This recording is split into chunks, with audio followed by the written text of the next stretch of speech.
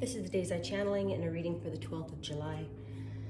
I didn't get out the alphabet letters for any channeled messages that way this morning, but I do have a message I want to talk about. And it's something I shared before. And it has to do with, there is a tarot reader that I listen to who brought it up. And I love her. She's spot on. And she's been reading my story, and her name is Amethyst Rose. I highly recommend her. And so this is, as I said, I've channeled this message long ago, long before. It's coming through again in the energy, so we're going to go over it. But the specific channeled message is how someone does one thing, they do everything. So this has to do with the organized crime ring and my stolen inheritance, stolen identity, and setup in regards to me. Framework in regards to me and my life and my children, a false investigation, etc., etc. Many crimes committed, and much harm that I have suffered through. I'm not going to shy around saying that either.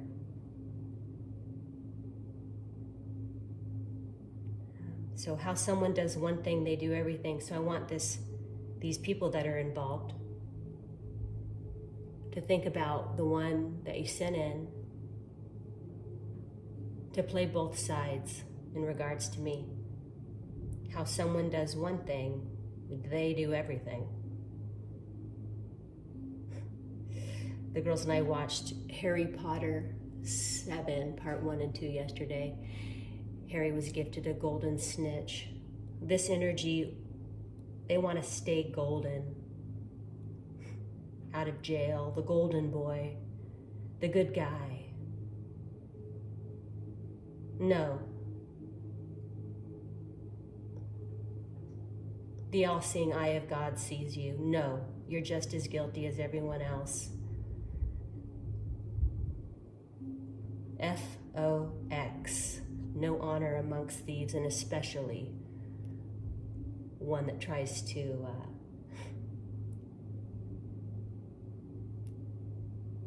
narrowly escape in this way from having to serve your time. No, the answer is no, no way. So both sides, bilateral, shapeshifter energy, trying to save themselves at the last minute, save their tail, FOX. And in regards to this heat wave, it's been quite the heat wave around here. The first thing I plan on doing once I recover my stolen monies, and I will recover them, is to buy a car. But in the meantime, a short, quick bike ride to town works like a charm. And the girls enjoy riding their bikes. So let's go ahead and draw symbolism. A couple of symbolism cards. We'll cut it.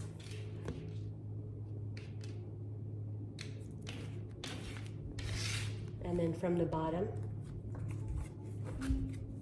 we have the moon upright.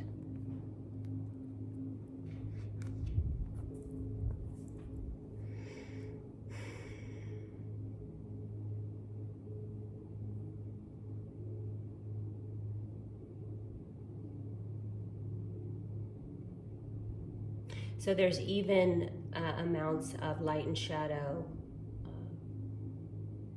on these crescent eclipses on the sides. So we have very much good versus evil, just like in the Harry Potter finale. The whole crux. Harry was the final whole crux. Voldemort was unaware.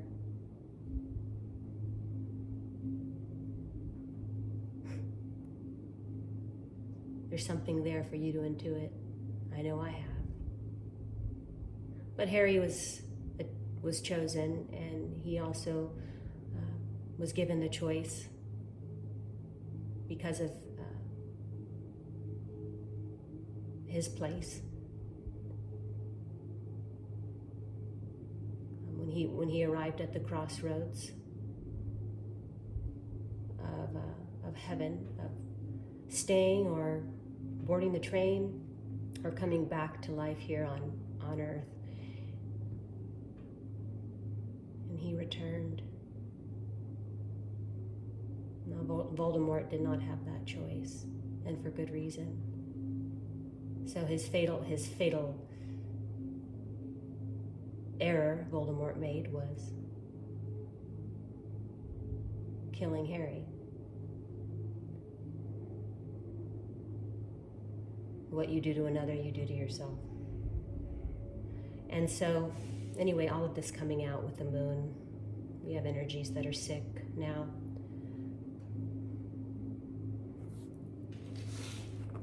And then on the front, we have the crystal.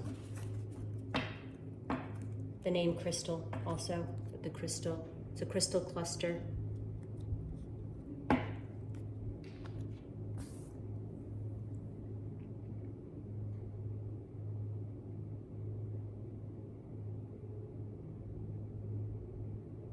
Formed under pressure, massive amounts of pressure.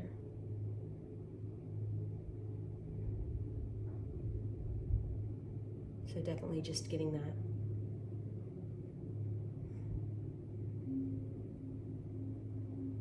All right, let's go over a couple of tarot.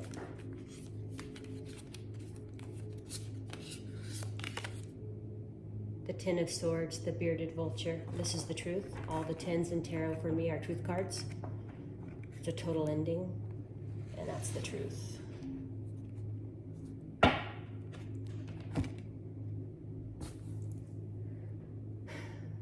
Numerical Oracle X, also the Wheel, Major Arcana.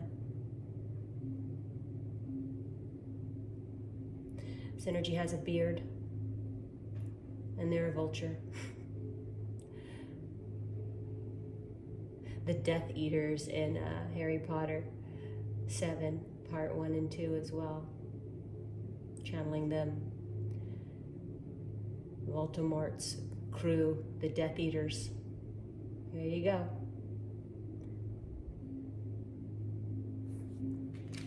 The end, it's permanent to a person, place, or thing. I'm getting all three. And then the Six of Wands, the gray-crowned crane upright. I don't remember that coming out, so we'll check it out. The crown chakra. The crown chakra is highly symbolic in this card. Look at it. It's massive. Connection to all there is, all there will ever be. That would be the Most High God, of course. Not humans playing God over another's life. Sweet success, sweet. Let's see what the book has to say on that. Upright. The Six of Wands invites the individual to celebrate their previously learned lesson of dealing with external or internal upheavals. Challenges and trials are still to come, but before beginning the final stretch, recognition of the partial completion of the quest is in order. In depth, considered a significant milestone after the second round of challenges, the Five of Wands calls for one to celebrate and be recognized for their endeavors. By focusing on a singular objective and learning from past issues to move forward, the individual has reached the next level or stage of their personal life. Along the way, strengths and weaknesses have been recognized and applied accordingly, with or without support. Underline that. The querents stayed the course and believed in themselves. While the success is incomplete, the ultimate goal now appears within reach. It's time to continue the journey. It is believed that the earliest crowned cranes adorned with golden crowns of feathers once lived in Europe and North America 33 to 56 million years ago. Both of those numbers are significant. So is Europe and North America. It is theorized that the Earth went through a cooling period and that most of the ancestors of the gray-crowned crane went extinct. However, those residing on the African continent survived because of it retained its warm climate. Through eons, the crane survived into the modern era of victory for any species. We'll go ahead and close with that for today. I'll be back tomorrow, Saturday. We'll most likely draw an oracle. Then, namaste.